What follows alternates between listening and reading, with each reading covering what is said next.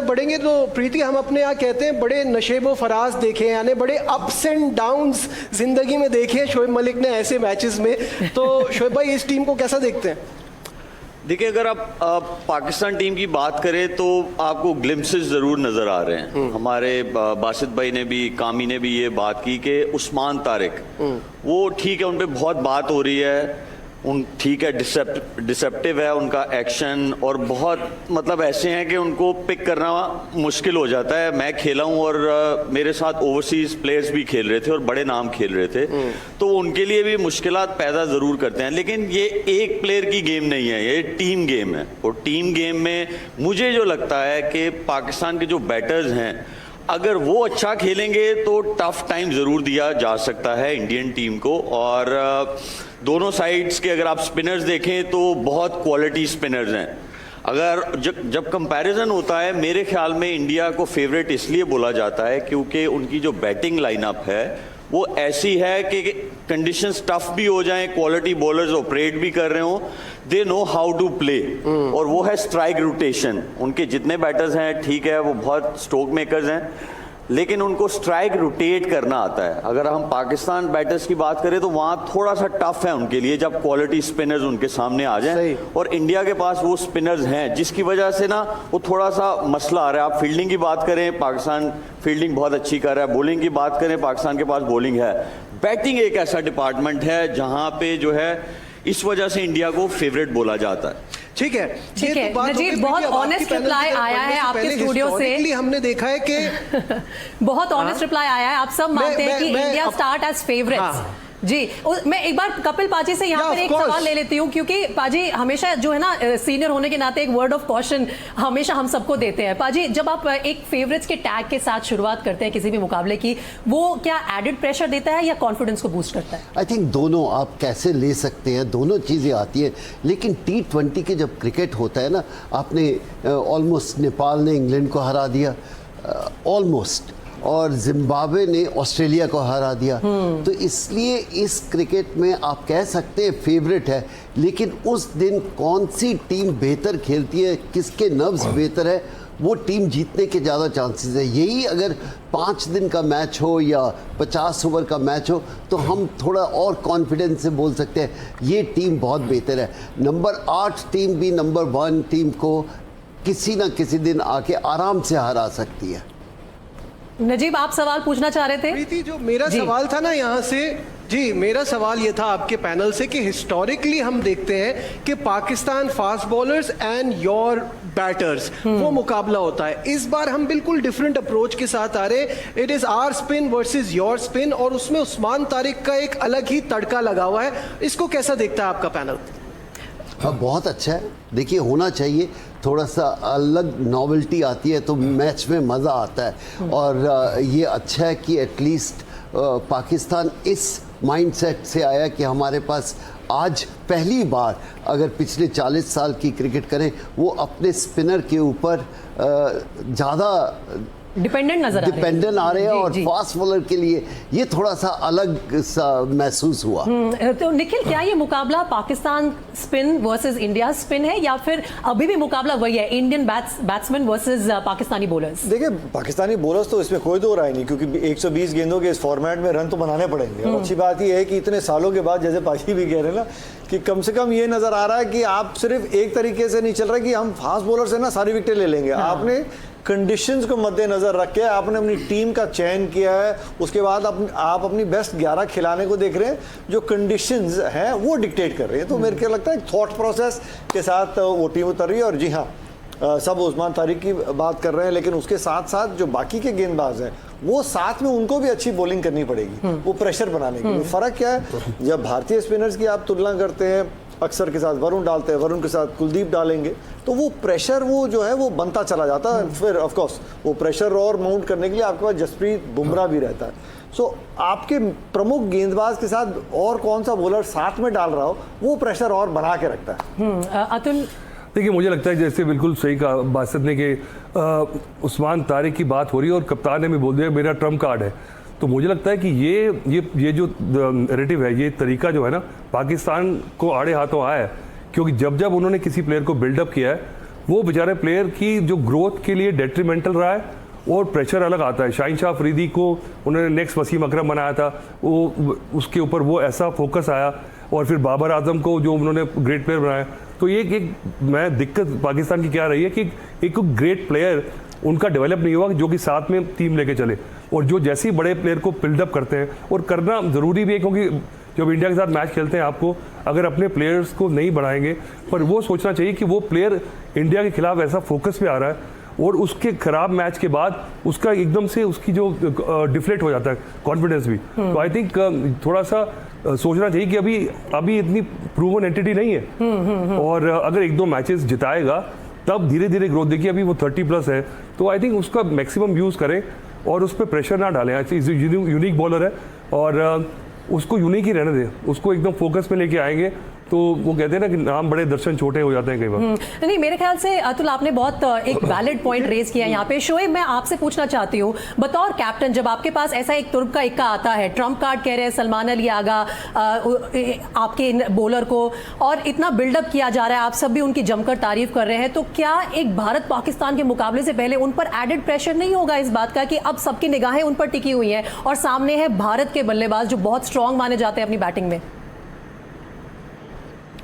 देखिए, प्रेशर तो ज़रूर होगा उन पे, और इट्स हिज फर्स्ट टाइम कि he is going to face Indian team, तो वो भी प्रेशर है। फिर आप देखें कि उस्मान तारिक के बारे में हर जगह से आवाज़ आ रही है, हर बंदा जो है उनकी बात कर रहा है, तो वो प्रेशर ज़रूर होगा। But I have dealt with him, तो he is a very confident guy, और मुझे लगता है कि वो प्रेशर को अच्छे से डील कर लेंगे। अब अगर आप सलमान अली आगा की बात करें, ठीक है, वो एक मेन बॉलर है, उनको जहाँ उनकी यूटिलाइजेशन जो 4 ओवर्स की है वो मुझे लगता है ऐसे करनी चाहिए कि जहां 2 सेट होने लगे बैटर्स, तो उनका वहां पे ओवर ज़रूर जो है वो करवाना चाहिए, क्योंकि विकेट नहीं लेंगे, टारगेट आपके कंट्रोल से बाहर जाएगा, वो मुश्किल हो जाएगा। तो जब आपके पास ऐसा बॉलर हो, कोशिश ये करनी चाहिए कि जो बेस्ट ऑफ द बेस्ट है वो बेस्ट ऑफ द बेस्ट के अगेंस्ट ही ऑपरेट करे। तो ये उनको रीड करनी पड़ेगी, सिचुएशन क्या आती है मैच में। फायदा उनका तभी होगा उस्मान तारिक का कि जब दूसरी साइड से कोई बैटर सेट हो रहा है तब उनको ब्रेक थ्रू के लिए लाया जाए। जो नहीं, पर शोएब से पूछना चाहूंगा प्रीति, क्योंकि उन्होंने जो बोला ना कि उसकी हाइप इतनी क्रिएट कर रहे हैं कि उस पर प्रेशर आएगा, हम नहीं कर रहे, वहां से ज्यादा आ रहा है। एक्शन के ऊपर बात हो रही है, उसकी यूनिक स्टाइल पे बात हो रही है, उसके रुकने पे बात हो रही है। हमारे लिए तो वो लाइक एनी अदर स्पिनर था, उसकी हाइप तो अक्रॉस द बॉर्डर ज्यादा क्रिएट हुई। तो ये अच्छी बात है आप लोगों के लिए या बुरी बात है? नहीं, शोएब से पूछना चाह रहा हूँ कि आपका बेस्ट है कौन? अच्छी बात है, अगर बेस्ट ऑफ द बेस्ट होगा, हाँ। आपके हिसाब से आपका बेस्ट कौन है, आप बताइए। भाई हमारे पास तो देखिए सारे ही अच्छे हैं। मेरा प्रॉब्लम ये है, इरेस्मस फंसा रहा था नमीबिया का कप्तान, तो फिर उस्मान तारिक से तो मसला होगा ही होगा। बासित भाई कुछ ऐड करना चाह रहे थे? पहले शुएब से सवाल करें, शुएब जवाब। देखिए अतुल भाई, हमारे पास जो मुझे लगता है जो इन फॉर्म है वो हैं, एक तो इब्रार अहमद हैं, उस्मान तारिक हैं, नवाज अच्छी बॉलिंग कर रहा है। फिर आप अगर साइम अयूब की बात करें, ठीक है वो एज अ बैटर खेलता है, लेकिन ये ऐसे स्पिनर्स हैं, शादाब जो है, ये ऐसे स्पिनर्स हैं कि ये मुश्किल टाइम दे सकते हैं। सिर्फ ये है कि जो अर्ली स्ट्राइक है, जो नए बॉल से है, वहाँ से आनी बहुत ज़रूरी है, ताकि मोमेंटम नहीं जाना चाहिए बैटर्स का इनकी तरफ। जब ये नए बैटर्स को बॉल करेंगे, पाकिस्तान इंडिया का मैच आपको भी पता है बहुत प्रेशर वाला मैच होता है, तो जब अगर कोई सेट बैटर्स जाएगा इन स्पिनर्स के अगेंस्ट, तो वो मुश्किलात ज़रूर होंगी। जहां पाकिस्तान बॉलिंग अटैक थोड़ा स्ट्रगल कर रहा है वो है अर्ली स्ट्राइक, वो आना बहुत ज़रूरी है। जी बासित भाई कुछ कहना चाह रहे हैं? अतुल ने सवाल बहुत अच्छा करा। अतुल, अगर हमारे पास उस्मान तारिक ना भी हो ना, कोई भी शाहीन शाह अफरीदी भी ना हो, लेकिन पाकिस्तान इंडिया का मैच आप भी खेले, पाजी भी खेले, निखिल भी खेले, हम तीनों यहाँ बैठे हुए हमने भी खेला है, इस पर प्रेशर तो होता है चाहे जैसी भी पिच हो। और T20 इतना शॉर्ट फॉर्मेट है, हम 11 में से कोई भी बैटर खड़ा हो जाए वो 2 ओवर में मैच जितवा देता है। इसमें अपसेट होने के चांसेस ज़्यादा हैं।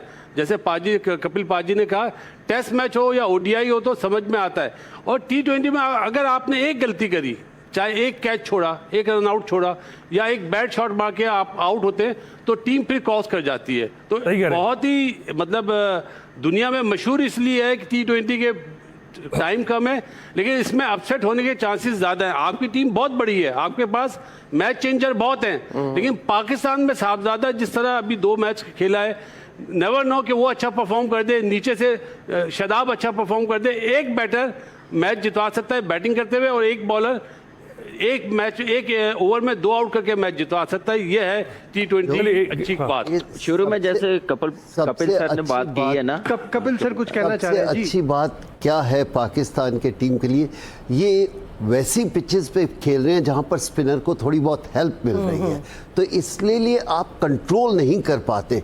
और अगर यही पिच अच्छी होती तो मैं शायद इनके गेंदबाज को इतना समय नहीं देता। आज मैं 100% ज़्यादा देना चाहता हूं कि पिच ऐसी है, आप बड़ी शॉट नहीं खेल सकते, और जो नया गेंदबाज है वो आपको प्रेशर डाल सकता है। ये प्लस पॉइंट है पाकिस्तान के लिए। यहाँ पे quickly if we can add, is it an advantage to Pakistan कि ये कोलंबो में बहुत पहले से है, सारे मैचेस जो है पाकिस्तान के वो वहीं खेले जा रहे हैं। हालांकि ये स्टेडियम अलग होगा, लेकिन फिर भी क्या अपने आप को एक्लेमेटाइज करना, वो समय मिलना उस कंडीशंस में फायदे में रहेगा? पिच के ऊपर है। यही अगर बॉम्बे की पिच या बेंगलोर की जहां पर बॉल थोड़ी बहुत आती है तो बल्लेबाज को थोड़ा फायदा होता है। जहां पर बॉल रुक के आएगी, गेंद थमेगी थोड़ी सी, तो शायद जो मिस्ट्री गेंदबाज है या बाकी है उनको इतना एडवांटेज मिल जाता है। और T20 में थोड़ा बहुत एडवांटेज बहुत बड़ा एडवांटेज होता है।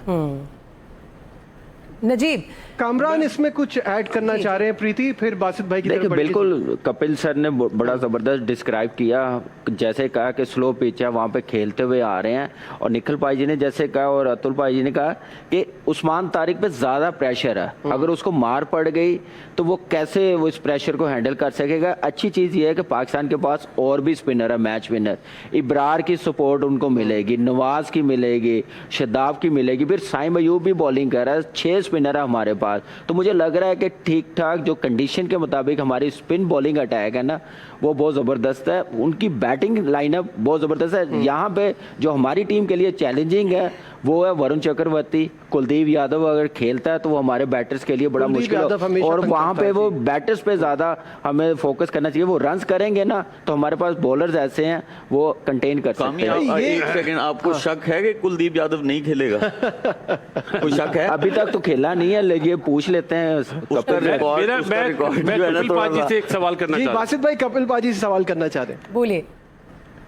कपिल पाजी, अभी आपने अपना मैच देखा है ऑस्ट्रेलिया और जिम्बाब्वे का, उसमें 7 विकेटें लिए फास्ट बॉलर है, और प्रेमदासा की बाउंड्री 80 यार्ड की बाउंड्री है, और यहाँ पे हमेशा फास्ट बॉलर आउट करते हैं। हम आप भी और हम लोग भी स्पिनर्स पे बहुत ज़्यादा बात कर रहे हैं। क्या फास्ट बॉलर वेपन नहीं हो सकता इतनी बड़ी बाउंड्री में, जहाँ पे 80 यार्ड की बाउंड्री हो और बॉल मूव भी करता है, और छोटा मैच भी हो सकता है बारिश की वजह से? बिल्कुल हो सकता है, पर हम इस समय चर्चा कर रहे हैं कितने मैचेस हो चुके हैं इस पिच पर, उसमें कितना हार्डनेस है। अगर बहुत ज़्यादा मैचेस हो जाए तो आप प्रिपेयर वैसी कर ही नहीं सकते। और जो जितना सुनने को आया, यहाँ पर काफ़ी क्रिकेट ज़्यादा खेली जाती है। हाँ, वहाँ समुद्र होने के कारण बॉल में थोड़ी बहुत तो मूवमेंट रहती है, और शाम को मैच हो रहा है। ये टीम के कैप्टन को कॉन्फिडेंस आना चाहिए कि हाँ मेरे तेज गेंदबाज बेहतर कर सकते हैं। लेकिन अगर आप 6 स्पिनर के साथ खेल रहे हैं, ये पहली बार पाकिस्तान का होगा कि इतना 5 की चर्चा चल रही है जी। 5 या उन्होंने 6 कमल ने बोला। मैं ये कह रहा हूँ कि और फास्ट बॉलर भी आजकल सिर्फ 2 ही बॉलें फास्ट करते हैं एक ओवर में। हाँ। ये समझदारी की बात है। और अगर फास्ट बॉलर आप यूज करते हैं तो फिर मुझे लगता है कि कोई भी आ जाए। ये है देख, पर एक सवाल मैं पूछना चाहता हूँ। अच्छा, हमारे पास दूसरा तीनों जबरदस्त प्लेयर हैं। ये तो एक क्लीशे है कि देखिए जो टीम एग्रेसिव खेलती है और अटैक करती है वो उसका बेटर चांस है। इंडिया क्योंकि जीतती आ रही है वो अफोर्ड कर सकते हैं, उनको पता है कि कोई ना कोई संभाल लेगा। पाकिस्तान, क्या आपको दिल पे हाथ रख के बताइए कि आपको लगता है कि ये टीम जो खेल रही है ये एग्रेसिव अटैकिंग क्रिकेट सही मायने में खेलेगी कि सिर्फ बातें करेगी? आपको लगता है कि इन ये 2-3 प्लेयर जो है 2-4 साल 5 साल से खेल रहे हैं, उसके अलावा जो नई जो टीम है आपकी, क्या उनका माइंडसेट ऐसा होगा कि इंडिया के अगेंस्ट एकदम एग्रेसिव अटैक करें? एक ही चांस है उनका जीतने का अगर ऐसे खेले तो। यस, हाँ ठीक है। शोएब अटैकिंग क्रिकेट पे सवाल कर रहे हैं। बासित भाई इस पे पहले बोलना चाहते हैं तो। अतुल, आपने सवाल अच्छा करा है मेरे भाई, लेकिन बात वही है, कंडीशन तो देखें।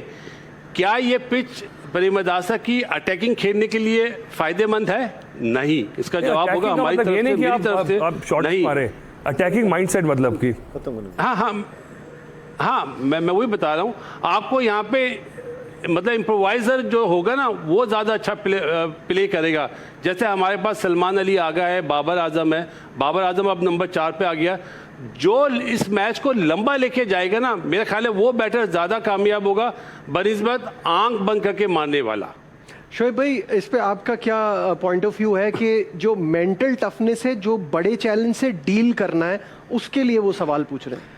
देखिए, जब भी पाकिस्तान इंडिया का मैच होता है वहाँ पे वो वाले बैटर्स जो हैं ज़्यादा सक्सेसफुल होते हैं, या बॉलर्स जो हैं सक्सेसफुल होते हैं, जिनको 3 टाइप का गेम खेलना आता है कि कब आपको अटैकिंग खेलना है, कब आपको डिफेंसिव खेलना है, कब आपको जो है चीज़ों को संभालना है। तो अगर देखा जाए तो हमारा बैटिंग ज़रूर स्ट्रगलिंग है, स्पेशली जब मिडिल ओवर्स की बात आए तो वहाँ पे वो स्ट्रगलिंग है। वो इस वजह से है कि प्रेमदासा में बहुत क्रिकेट खेले हैं, आप लोग भी खेले हैं, हम लोग भी खेले हैं। जो मेरी असेसमेंट है उस स्टेडियम की वो ये है कि आपको कन्वेंशनल एज अ बैटर थोड़ा खेलना पड़ता है चीज़ों को समझने के लिए। और दूसरी तरफ जब आपके अगेंस्ट टॉप बॉलिंग अटैक हो तो आपको और ज़्यादा असेस करना पड़ता है, फिर प्रेशर आप पे हो एज अ बैटर। तो ये एक ऐसी चीज़ है कि बासित भाई की बात बिल्कुल सही है कि वहाँ पे कन्वेंशनल खेलने वाले जो बैटर्स हैं, जो समझ के खेलेंगे, वो ज़्यादा अच्छा खेलेंगे। ये वहाँ वो वाला काम नहीं होगा 200-250 रन बनेंगे, ये वहाँ पे नहीं होना है। प्रेमदासा में बड़ी बाउंड्रीज हैं, स्पिन भी होता है और स्विंग भी होता है। ये वाहिद ऐसी चीज़ है जो श्रीलंका में ही आपको मिलती है, स्पिन भी और स्विंग भी आपको मिलता है सीम के साथ। तो ये इतना आसान नहीं होगा। यहाँ पे आपको अगर रन्स लंबे बनाने हैं, जो भी जिसको थोड़ी समझ आ जाए, जिस बैटर को भी, उसकी कोशिश ये होनी चाहिए कि अगर बीच में कोई क्वाइट ओवर 1-2 खेलने पड़ गए, वो खेल जाओ आप, फिर आपके ज्यादा चांसेस है कि आप अच्छा टारगेट लगा भी सकते हो और उसे अचीव भी कर सकते हो। प्रीति, हमने बहुत ज्यादा डिस्कशन ना स्पिन बॉलिंग पे ज्यादा किया है, हम आते हैं थोड़ा बैटिंग पे, और इंडिया की बैटिंग बड़ी एक्सप्लोसिव है। बिल्कुल नहीं, वहां पे जो आप लोगों ने अटैकिंग क्रिकेट वाला मुद्दा डिस्कस किया